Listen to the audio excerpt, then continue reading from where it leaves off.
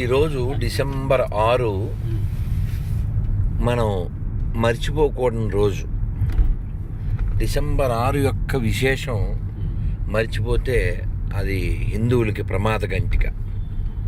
ఎందుకంటే హిందువులు ఎవరి మసీదుని ఎవరి చర్చిని ఆక్రమించలేదు. ఇతర దేశాలకు వెళ్ళి మా దేవుని నమ్మకపోతే నాశనం అయిపోతామని ఎక్కడా బెదిరించలేదు. అటువంటి ధర్మం మనది.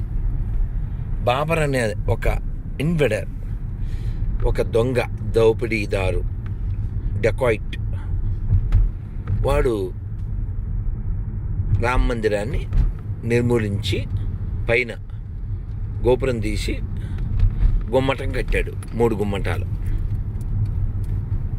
దాన్ని తొలగించడానికి ఎన్నో పోరాటాలు జరిగి 500 సంవత్సరాలు పట్టింది.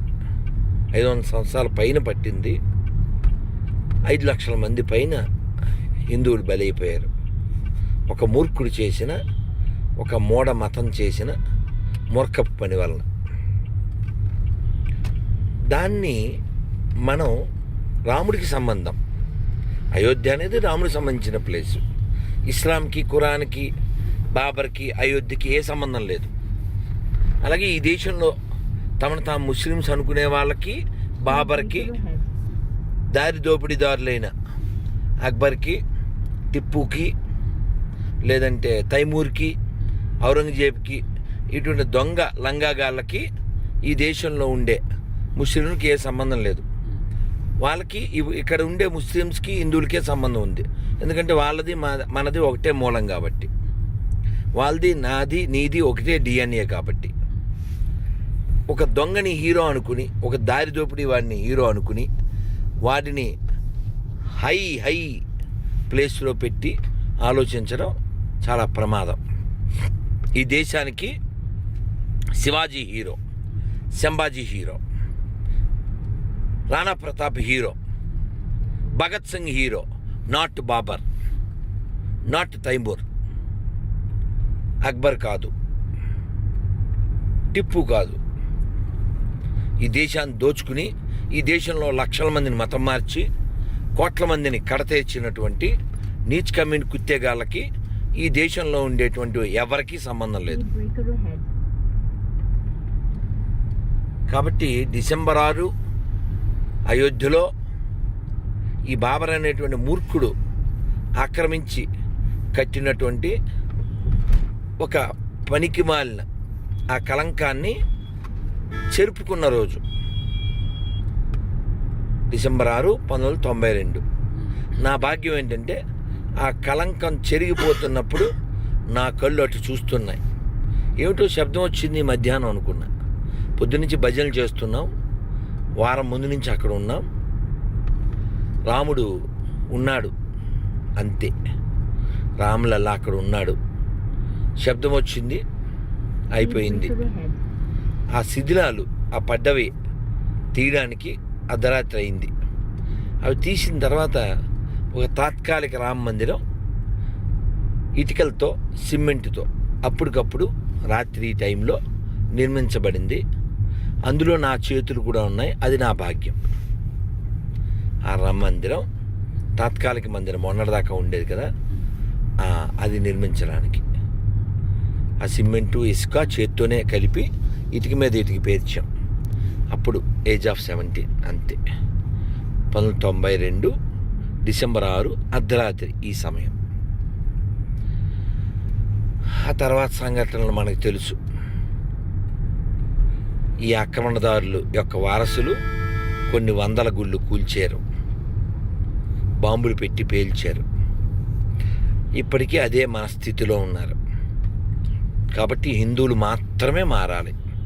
ఈ ప్రపంచంలో తమ యొక్క ధర్మాన్ని తాము అనుసరిస్తూ ఇతరుల మేలు కోరుకునేది కేవలం హిందువులు మాత్రమే. అటువంటి హిందువుల్ని మత మార్పిడి చేసి మన యొక్క ధర్మాన్ని నాశనం చేసి ఈ దేశాన్ని ఆక్రమించాలి అనుకునేటువంటి నీచుల నుంచి మనం కాపాడుకోవాలి. ఎన్ని లక్షల మంది మరణిస్తే, ఎంతమంది త్యాగం చేస్తే, ఎంతమంది కన్న తల్లులు కడుపు కోతకు గురైతే మనకి ఈ స్వాతంత్రం వచ్చింది. అయ్యో భగత్ సింగ్ ఎక్కడున్నావు? పెళ్లి చేసుకుని సుఖపడవలసిన అల్లూరి సీతారామరాజు ఎక్కడున్నాడు? అయ్యో వీరుడా సావర్కర్ ఏమైపోయావు? 2 జీవితకాలపు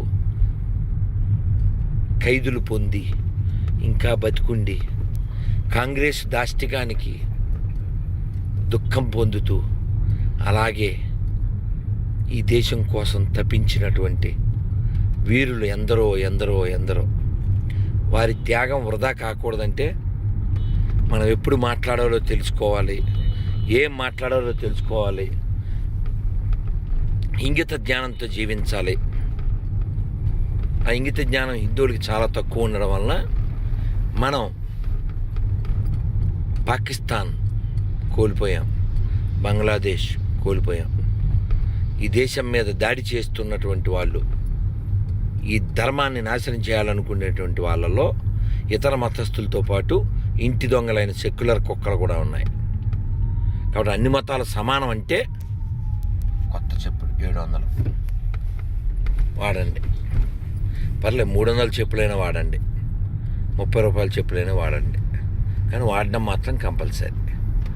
ఎందుకంటే ఈ ఇంటి దొంగ ధర్మనాశనానికి వాళ్ళకి సహకరిస్తాడు. బిడ్డల్ని కాపాడుకోవడానికి కాశ్మీర్లో స్వతంత్రం వచ్చిన తర్వాత అంటే 30 ఏళ్ల క్రితం జరిగిన సంఘటనలు, ఆ బిడ్డల్ని బియ్యం డబ్బాలో పెడితే అందులోనే నరికేసి ఆ బియ్యాన్ని తెల్లగా ఉన్న వాటిని ఎర్రగా మార్చిన పోరంబోకుల నుంచి ఈ దేశం కాపాడబడాలి. అన్ని మతాల సమానమైన దరిద్రులారా, ఉమ్ము ఉత్సాహ కలిపింది మీకు తినిపిస్తే తప్ప మీరు మారరు. మీ ఇంట్లో ఆ సంఘటన జరిగితే తప్ప మీరు మారరు. కాబట్టి ఈ దేశం నాశనం చేయాలనుకుని, ఈ దేశాన్ని మొక్కలు చేయాలనుకుని గత 1000 ఏళ్ళుగా ప్లాన్ చేస్తూ ఆ విధంగా సక్సెస్ కూడా అయ్యారు. ఎన్ని కోట్ల మంది హిందువుల్ని చంపారు. ఈ రోజుకి పాకిస్తాన్లో ప్రతి సంవత్సరం more than 1000 ఆడపిల్లలు, హిందువుల ఆడపిల్లలు 1000 మందికి పైగా అపహరింపబడుతున్నారు, మానభంగం చేయబడుతున్నారు. వాళ్ళని పెళ్ళిళ్ళు చేసుకొని వాళ్ళ చేత తీవ్రవాదులను కనిపిస్తూ ప్రపంచ నాశనానికి వాళ్ళ గర్భాలను ఉపయోగించుకుంటున్నారు. హిందువులారా, వేదంతో చెబుతున్నా, అన్ని మతాల సమానమని నిరూపించండి, 10 లక్షలు ఇస్తా. అబద్ధంతో బతకండి. ఈ దేశానికి ఎడారి మతాలు ఈ దేశానికి మాత్రమే కాదు, ప్రపంచానికి ప్రమాదం. వాడు ఉమ్ము ఉచ్చపోస్తున్నాడు అంటే పిచ్చవేదవల్లాగా అన్నీ సమానం అంటారేంటిరా? నిలబడిన శవాన్ని, పడుకోబెట్టిన శవాన్ని ఎలా మొక్కుతారా? మూర్ఖులారా మారండి, మూడులారా మారండి, లేదా రాబోయే మారణ హోమంలో మరణించడానికి సిద్ధంగా ఉండండి. అలా పాకిస్తాన్ ఎంత ఘోషండి. అమ్మవారి టెంపుల్ ఉచ్చలదొడ్డి అయిపోయిందే, రామాలయం చికెన్ షాప్ అయిపోయిందే. ఎంత దుఃఖం అండి. ఎందరు తల్లుల మాన ప్రాణాలు మట్టిలో కలిసిపోయినాయి. తుఫాన్ వస్తే మన చేతిలో లేదు, సరిపెట్టుకుందాం. ఒక వరదొచ్చింది, మన చేతిలో లేదు, సరిపెట్టుకుందాం. ఈ మతాలేంటండి? మా దేవుణ్ణే నమ్మాలనే లత్కోరి నా కొడుకులు. వాడిని ఎందుకు నమ్మాలి? వాడి దగ్గర ఏముంది? ప్రపంచ నాశనం చేయడమా? ఆడపిల్లకి రెస్పెక్ట్ ఉందా వాడి మతంలో? పైనుంచి కింద దాకా దేనికండి ఇది? అన్ని మతాలు కొజ్జాలను తిడదామంటే కొజ్జాలు బాధపడతారు కదా, ఆ పదం కూడా వాడకూడదు. కుక్కల్ని తిడితే అవి హట్ అవుతాయి. తిట్టడానికి తిట్లే లేవు. సెక్కులర్ నక్కల్లారా మారండి, మారండి. భారత్ మాతకి జై. బాడుకో సెక్యులర్స్కి బై.